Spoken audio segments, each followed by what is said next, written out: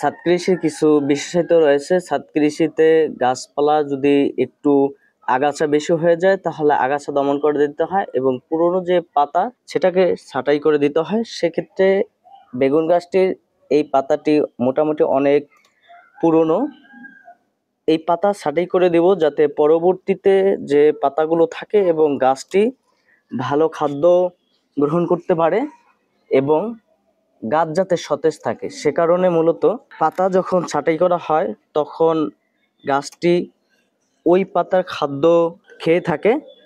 আর ওই পাতার খাদ্য যদি গাছ গ্রহণ করতে পারে তাহলে গাছ মোটামুটি ভালো পরিপুষ্ট হয়। সেক্ষেত্রে খেয়াল রাখতে হবে প্রত্যেকটি পুরনো পাতাই, যে পাতাগুলো বিশেষ করে লাল হয়ে গিয়েছে সে পাতাগুলো ছাঁটাই করতে হয়। যখন ছাঁটাই করা হয় তখন গাছ পরিপুষ্ট হয় এবং ফলন ভালো হয়, দ্রুত ফলন দেয়, যার ফলশ্রুতিতে ছাদ কৃষির বেগুন গাছ সহ অন্যান্য গাছের পাতা এভাবে ছাঁটাই করে দিলে গাছের জন্য ভালো হয়, গাছ পরিপক্ক হয় এবং দ্রুত ফল দেয়, ফলন মোটামুটি ভালো বৃদ্ধি পায়, অল্প দিনে ভালো লাভবান হওয়া যায়।